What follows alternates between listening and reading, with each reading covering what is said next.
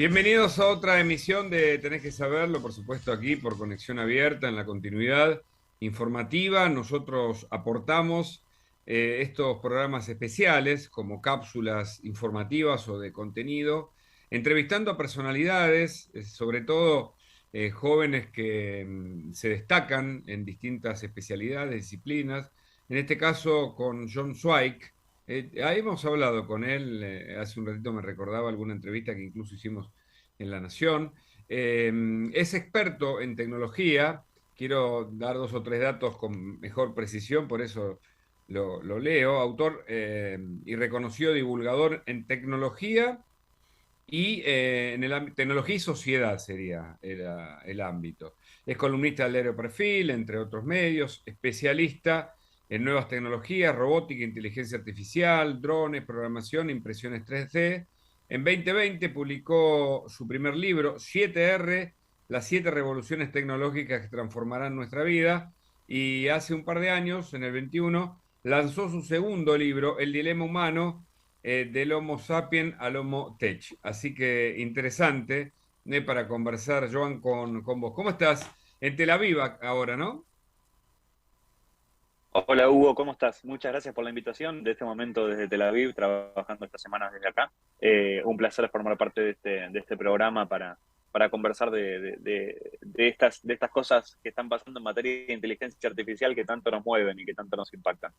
Bueno, si te parece, comenzamos con lo más reciente, que es esta declaración de Harari, de Elon Musk y de otros intelectuales por cierta preocupación del avance, tal vez, o la aceleración de la inteligencia artificial y de la necesidad de ponerle un freno porque, de algún modo, lo digo sintéticamente, puede afectar el lenguaje nuestro entre nosotros y con el mundo y de algún modo las democracias también por la mala utilización que hacen personas mal predispuestas o con intereses contradictorios, que están lanzando fake, bueno, que nos esconden la verdad y que eso genera tal vez mucho ruido para esta sociedad posmoderna que ya de por sí lo trae, ¿no? Pero tu mirada, tu primera reflexión sobre este tema. Me parece que estamos viviendo un momento que hay dos grupos. Hay un grupo que tiene plena fascinación o que hace una apología a favor sobre la tecnología y un grupo que hace como plena resistencia. Esta carta no tiene motivos exclusivamente técnicos, sociales o democráticos. Acá hay cuestiones geopolíticas, acá hay cuestiones del capitalismo, del mero capitalismo. A mí personalmente, que trabajo en este tema hace muchos años, creo que esta carta quizá pase a los libros de historia de los próximos años. A mí me recuerda a la petición que Pauling y su esposa presentaron a Naciones Unidas a fin de la década del 50, que la firmaron, si no me equivoco, más de 10.000 científicos para que se detengan las pruebas de armas nucleares después de Hiroshima y Nagasaki, después de la Segunda Guerra Mundial. Y también hace unos años OpenAI, la misma empresa que está detrás de ChatGPT, hizo una carta pública que yo mismo firmé también, me incluyo dentro de esa petición, para que la inteligencia artificial no tome decisión por armamentos bélicos o por guerras, ¿no? Porque sabemos que las guerras hoy en día también son guerras informáticas en ese sentido y guerras tecnológicas. Y también algo que más me acordaba también y que estaba pensando hoy, en la era a fin del año 90, de la década del 90, ¿no? Cuando explotaba Internet, cuando nacía Internet pasaba un poco lo mismo, porque algunos decían que iba a existir una dark web, que iba a haber una red de trata, una red de narcotráfico, usando este tipo de tecnología. Entonces, todo tiene su costado distópico, todo tiene tu costado de Terminator o de Black Mirror, que la ciencia ficción y la filosofía tanto nos mostró, nos presentó, o Asimov con Yo Robot, con las leyes de la robótica para que no se rebelen. Entonces, mi primera reflexión es que tenemos que tratar esto como una herramienta más, y un ladrillo puede servir para construir una casa o puede servir para matar a una persona. Entonces, creo que tenemos que ser conscientes de eso. El primer puerto que tenemos que sortear es eso, es tratarlo como tal. Ujú, ujú. ¿No hubo una aceleración a partir de la pandemia, del nuevo siglo, de ciertas tecnologías que, por ejemplo, como el chat GPT, ahora el GPT-4, avanzaron más rápido de lo pensado y de algún modo de manera sincrónica con el resto de las actividades, y esto está produciendo cierta conmoción incluso en el mercado laboral. Ya se habla de 300 millones de puestos de trabajo reemplazables por algoritmos, por máquinas, por lo que fuere, que incluso puede llegar a copiar en parte de nuestro funcionamiento y una máquina controlando a la otra y la fantasía de Terminator, como bien dijiste. La pandemia del coronavirus hizo que pensemos cómo digitalizar las cosas que nos rodean. Y eso dio lugar a muchas tecnologías emergentes. Quizás no fue tan obvio, pero en 2020 y en 2021 la relación entre tecnología y biotecnología, ¿no? Empresas como Pfizer, que dependieron de startups para poder investigar las vacunas, las criptomonedas, ¿no? Que en 2021 tuvieron su año glorioso y en 2022 tuvieron su pesadilla de corrección de mercado, ¿no? Que lo vimos todo, la caída estrepitosa de los últimos años. Entonces, la pandemia hizo que pensemos cómo digitalizar las cosas, eso en primer lugar. Y la inteligencia artificial no es la excepción, ¿no? También tuvo un rol fundamental, los datos tuvieron un rol fundamental para poder combatir la pandemia, ¿no? Los gobiernos que mejor sobrellevaron la pandemia fueron los gobiernos que supieron manejar mejor los datos y que supieron hacer predicciones, que pudieron hacer toma de decisiones usando datos. Hay una empresa argentina que se llama Rocking Data, que fue muy conocida, emblemática en la pandemia, porque hizo un algoritmo que predecía los casos de COVID, de coronavirus, en un sanatorio, es decir, cuántos casos iban a entrar en los próximos días, con ratios que se acertaron muy bien. Y la inteligencia artificial hoy en día está muy presente en nuestra vida cotidiana, por más de que no seamos muy conscientes. Desde que Netflix nos recomienda una película para poder ver, o que usamos Alexa o Siri en nuestras casas como parlantes inteligentes, o mismo desde buscar en Google, probablemente Google, lo que vos busques en Google y lo que yo busque en Google con el mismo término nos muestran resultados distintos, porque toda nuestra huella digital es distinta. Entonces, probablemente si yo busco sobre inteligencia artificial algo, me muestran resultados distintos a lo que te muestran a vos. Entonces, la inteligencia artificial va a seguir estando en nuestra vida cotidiana.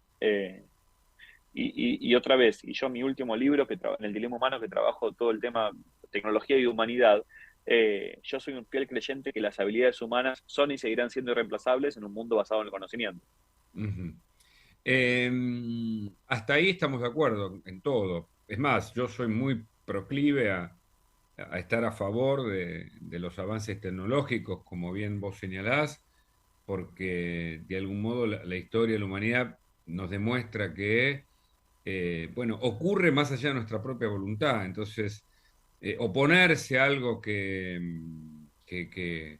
puede traer beneficios es un poco sonso, es tribal, y es someternos a un primitivismo complicado. Sin embargo, tenemos que analizarlo, si no la carta esta de Harari y otros, de Elon Musk incluso, no marcarían cierta preocupación, mostrarían una preocupación que ellos están también anunciando por la aceleración y porque, por ejemplo, ¿qué se ve en el mundo de la información? Que ahora no es que hay que encontrar fake, hay que encontrar la verdad. Es La decir, realidad. Uh-huh. el laburo nuestro, que antes era ser una suerte de filtro, los periodistas, los intelectuales, junto con los medios de comunicación, para decirle, che, esto mirá que no es así. Esto es así porque, bueno, y un poco mediadores entre la verdad, suponete, o las fuentes y la opinión pública. Ahora, bueno, es doble o triple porque ayer se discutió un hecho en Twitter sobre el tema Gran Hermano que se difundía como un hecho verdadero y todos habían, toda la comunidad, ya sé que las redes no son los medios, pero gran parte de la comunidad de Twitter discutía sobre un hecho que daban como cierto y era falso, ¿no? Lo mismo pasó con la difusión de determinado hecho vinculado con la política, etcétera, etcétera. Es decir, la idea de que se nos trastoque la verdad a un extremo en el cual todo sea difuso, no podamos confiar ni aún en nosotros, en lo que nos demuestra nuestro espejo. Yo creo, Hugo, que va a ser uno de los grandes debates de los próximos, del presente y de los próximos años. Y vamos a tener que aprender a convivir con este tipo de debates. Yo acá me pregunto también, en el caso de Elon Musk, que fue como el más relevante junto con Harari y, bueno, y junto con otros intelectuales y expertos en inteligencia artificial. Si nosotros le preguntásemos a Elon Musk que detenga todo lo vinculado a la exploración espacial a Marte, a la carrera espacial a Marte, ¿él lo haría? No, Entonces, creo que hoy en día hay una responsabilidad de cada uno de nosotros en el uso, en los límites, en el exceso, en los marcos de responsabilidad. eh, Como cada cosa y cree la mayoría, ¿no? La tecnología muchas veces nace en el ámbito bélico y después se expande al ámbito social. Y hay un sinfín de ejemplos de tecnologías que tuvieron una enorme resistencia en sus comienzos. Hugo, y yo quiero dejar muy en claro, yo creo que nada en la vida, en materia tecnológica, y nada en la vida en exceso es bueno. Entonces tenemos que empezar a encontrar el equilibrio entre y hacer un uso crítico y responsable de ese tipo de tecnología como de todo el resto. Y es fundamental cuestionar más, debatir más. El caso, todo lo que es manipulación de imágenes, deepfakes que está pasando ahora, las imágenes del Papa con las camperas polémicas de equipos de fútbol o marcas muy reconocidas que hubo recién. Eh, Son todos debates que vamos a empezar a tener cada vez más.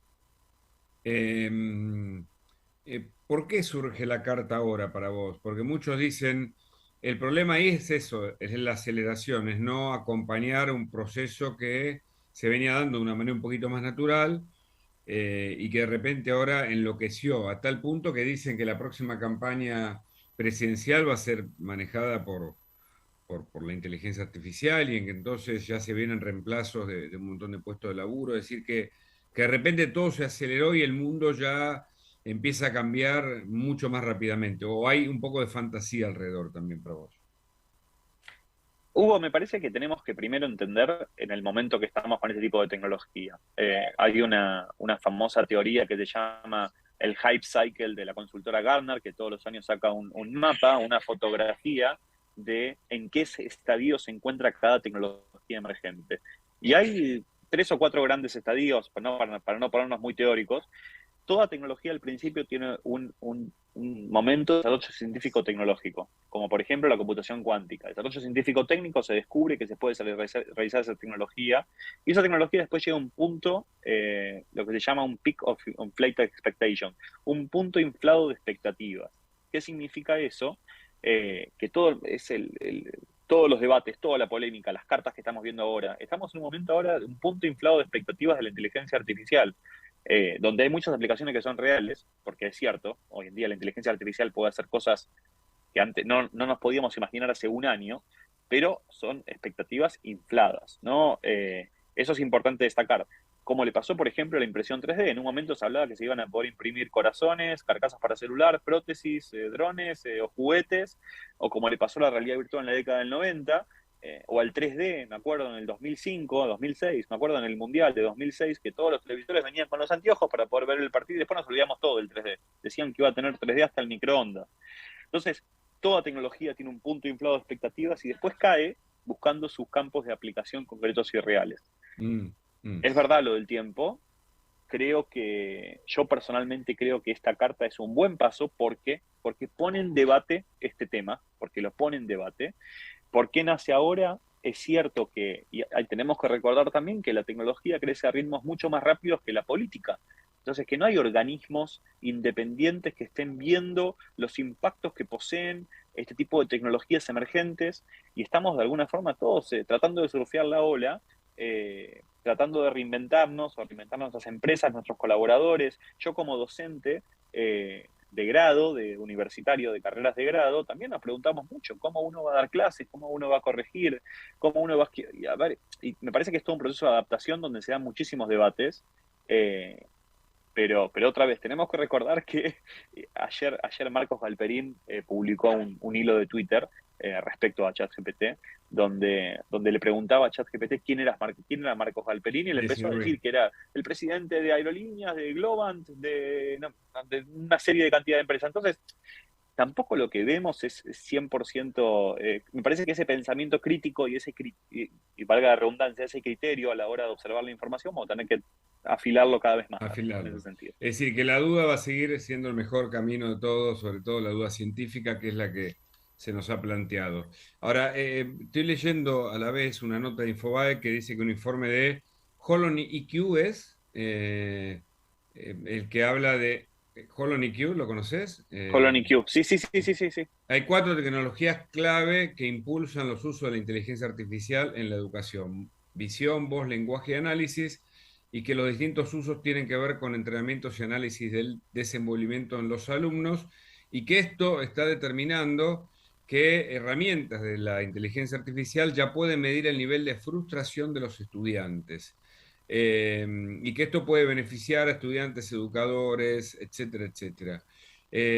Hay demasiada expectativa de que la inteligencia artificial solucione, nos dé información de casi todo, y entonces está el riesgo, por ejemplo, de eliminar al médico, por decirte algo, ¿no? Grosero y que no tiene sentido, pero a propósito de la provocación, como pregunta, de consultarle todo al chat GPT, no sé, de nuestros síntomas y que nos dé un tratamiento, o del estudiante que le dice, che, quiero saber cuál es mi sueño o mi proyecto o mi vocación, y que la inteligencia artificial reemplace su humanidad, orientándolo aún con el error que recién marcábamos, ¿no? A ver, yo tengo 32 años, Hugo. Yo tengo Sí. 32 años.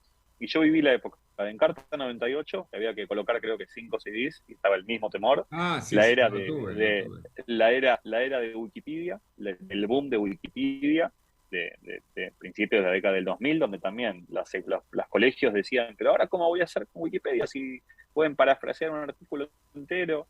La era de la explosión de Google también como motor de búsqueda, y en todos esos campos, me imagino que también cuando se inventaron los periódicos pasó una discusión muy similar también. Puede ser, puede Entonces, ser.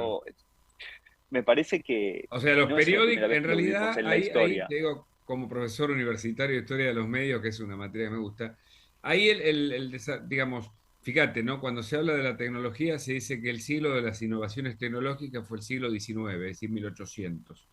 Porque el siglo XVII en materia de medios, 1600, es el siglo de las gacetas, 1600, 1700.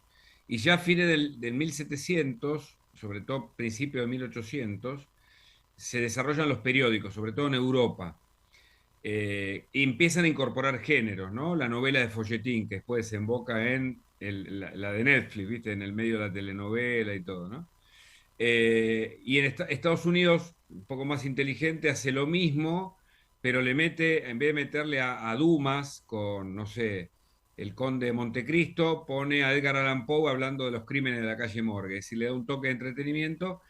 Y la gran revolución que logran Hertz y Pulitzer en Estados Unidos con la prensa es por ese cruce de géneros. Claro, lo que ocurre en el siglo XIX es que surge la fotografía, 1830 aproximadamente, el cinematógrafo, 1890, en el medio el telégrafo, el El teléfono, telégrafo, claro. viste, hasta desembocar en el siglo pasado, al comienzo la radio en 1920, la televisión en el 50, internet de los 80 y todo lo que vemos. Pero el siglo que cambia casi, de hecho la guerra de Crimea, mirá qué loco, ¿no? Ahora tenemos guerra de Crimea, es la primera guerra donde existe lo que llama el reportero gráfico, que es paralelo a la guerra de la Triple Alianza, de nosotros atacando a Paraguay, ¿no? Argentina, Uruguay, Brasil, a Paraguay. ¿Para qué sirvió la fotografía? Para demostrar las aberraciones de la guerra, para desocultar lo oculto. Quiero decir que todo está vinculado, pero es cierto que un medio, digamos, el telégrafo es el precursor del teléfono, y la telegrafía con hilos y sin hilos es la precursora de la radiodifusión. Es decir, que todo, de algún modo también esto está enlazado. Cuando dentro de algunos siglos analicen van a pensar un poco lo mismo. Hay un tema con la aceleración, pero a mí me gusta la mirada que tenés. Yo no sé si hay una aceleración que ya estaba pensada que iba a ser de la posmodernidad, y es normal, o vos lo ves descontrolado. Esta sería una pregunta. Yo, Hugo, yo trabajo en una empresa de robótica doméstica con casa central en Israel, donde trabajamos con inteligencia artificial. La usamos, la aplicamos, y en mi trabajo como divulgador tecnológico, como autor, hace muchos años que vengo explorando este campo y emprendiendo en este campo. Yo, Hugo, lo que te puedo decir es que en representación del mundo emprendedor tecnológico argentino, no esperábamos ver este tipo de aplicaciones a esta velocidad en tan poco tiempo. No lo podíamos, no nos imaginábamos eso. Poder convertir texto a imagen, ahora hay hasta proyectos que plantean que uno va a poder escribir un videojuego, una historia, y se va a convertir en un videojuego entero para poder jugar. Son aplicaciones que hoy en día no imaginábamos que iban a ser posibles en ese sentido. Es cierto que un componente de la cuarta revolución industrial que estamos transitando, y que la inteligencia artificial es una de las protagonistas de esta cuarta revolución industrial, es que los tiempos son muy acelerados. Es muy dinámico todo, y pareciese que la cantidad de empleos que se reconvierten es exponencial y cada vez avanza más. Entonces, eso me parece en un lugar, por un lado.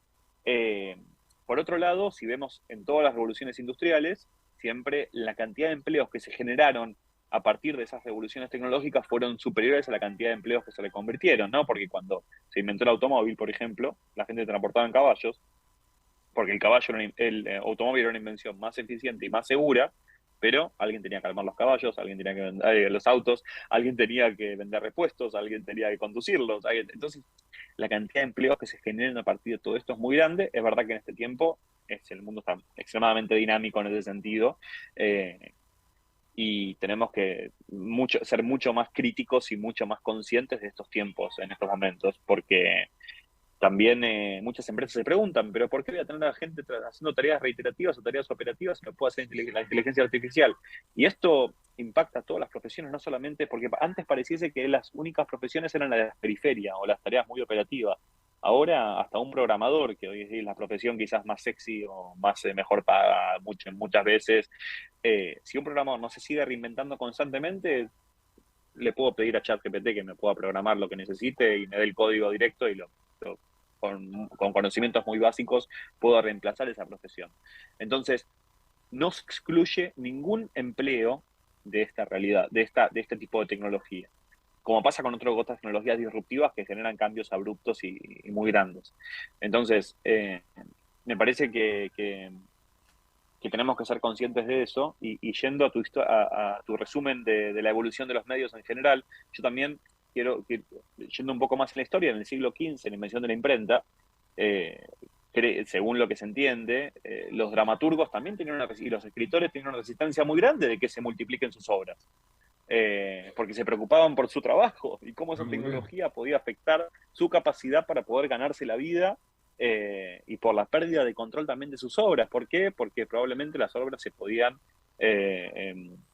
piratear, o se podían de alguna forma escapar de su control. Bueno, Entonces, y así y lo ahí vemos protestaba, esto. protestaba el monje copista, ¿no? Como protestó el que armaba en diario un tablero, y eso lo vi yo en los 90, los que antes armaban el diario en tablero, que se imprimían las notas en una computadora, pero se pegaban en un armado, en un diseño de diario, de periódico, fue reemplazado por la pantalla directamente, todo se armó ahí. Y eso protestaron incluso. Pero bueno, lo mismo pasó en cada momento con, digamos, con quienes fabricaban, qué sé yo, carros, y después vino el auto, ¿no? En el comienzo de la sociedad moderna, con el Fordismo en 1920 en los Estados Unidos. Entonces, la sociedad en serie, ¿no? Entonces, esto es parte de lo que nos toca. ¿Estamos muy lejos de que una máquina pueda programar otra máquina? Eso un poco lo predijo Isaac Asimov con las leyes de la robótica en general, ya hace más de 80 años. Eh, la verdad es que hay algunos recaudos que se toman en ese sentido. Si uno le pide, hay algunos límites, ¿no? Que por ejemplo ChatGPT, cuando uno le pide algunas cosas, no te las cumple, no te cumple de forma entera todas las cosas que uno le pida. Y esa barrera es un gris, está en veremos, me parece, está en veremos. Hubo discusiones de eso, hay otros de los debates que vamos a tener que investigar y dedicarle programas enteros a poder conversar. Es un gris, eso, es un gris. Si ¿Estamos en riesgo los deberíamos humanos? considerar, deberíamos definir qué es una máquina y qué es construir una máquina y qué la compone. Y con respecto al riesgo de los humanos, yo tengo una postura como muy firme en ese sentido. Yo creo que las habilidades humanas son hoy y seguirán siendo irreemplazables. Eh, la tecnología no tiene moral, no tiene criterio. Que una máquina pueda traducir al instante un contenido no significa que lo sepa, que lo pueda comprender ese mensaje en un contexto determinado para un público determinado. Eh, y, y así Como el podemos arte, hablar por por un ejemplo, montón de ¿no? El arte tecnologías. que deviene a veces de un error o de un defecto y que tiene una abstracción, tal vez, si hablamos de arte abstracto sobre todo, que vos decís que una máquina le costaría mucho lograr. Sí, y a ver, y así podemos pensarlo, tipo, que un dispositivo sea capaz de detectar un rostro no, o que sepa detectar algo, un dato biométrico o una particularidad de nuestro rostro, no significa que sepa comprender ese rostro en un contexto determinado. Y así podemos hablar de contexto mucho. Entonces, yo creo que lo que tenemos que seguir desarrollando como especie es la creatividad humana, la sensibilidad humana, la capacidad de observar, la empatía, que es sentir lo que siente el otro, eso no lo va a tener las máquinas, el contacto humano. Entonces creo que hay cosas que nos siguen, la resiliencia, la capacidad de adaptarnos. Entonces, vamos a un modelo híbrido donde la tecnología puede hacer cosas muy buenas y nos va a dar desafíos muy interesantes en las próximas décadas, pero los humanos vamos a seguir siendo totalmente necesarios en ese proceso. Y también recordemos que la tecnología está plagada de sesgos. Hay un documental muy interesante que se llama Coded Bias, que lo pueden observar en Netflix, que habla sobre estos sesgos algorítmicos, porque todo esto está programado por personas, que esas personas tienen particularidades humanas, básicamente, para poder generar este tipo de algoritmos. Entonces, son debates que estamos recién empezando a vislumbrar y a mí me pone, yo soy un optimista de que este tipo de debates lo que nos hacen es crecer como especie y, y tenemos que dudar más, tenemos que cuestionar más, tenemos que conversar más sobre esto, porque la duda es el motor del conocimiento. No, si tenemos certeza, nos terminamos estancando. Entonces, las personas que duden más, que cuestionen más y que se atrevan a ver esto de una forma proactiva, yo creo que van a seguir teniendo una relevancia fundamental en los próximos años. Excelente. Bueno, agradeciéndote el tiempo y, por supuesto, nos encanta entrevistarte, tenerte. Contanos qué haces por allá por Tel Aviv. En este momento estoy en Tel Aviv, yo trabajo en Mytronics, es una empresa de robótica doméstica, así que vine a una serie de reuniones y capacitaciones que vengo seguido por acá. Ya en unos días estoy en Buenos Aires de vuelta. Mytronics es una empresa que nos dedicamos a fabricar y a comercializar robots que limpian piscinas de natación en todo el mundo, así que nos dedicamos a desarrollar esa tecnología puntual y algunas tecnologías más de robótica vinculada también al hogar, de robótica de servicio.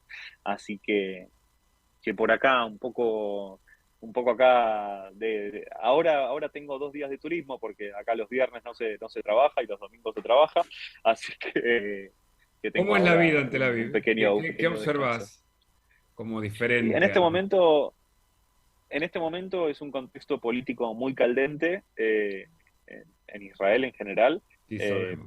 por temas Por lo de Netanyahu, ¿no? de por lo Netanyahu de querer controlar el poder judicial y de querer generar esa reforma constitucional, entonces hay un clima social Muchos caldente, años pero en el una ciudad muy poder, ¿no?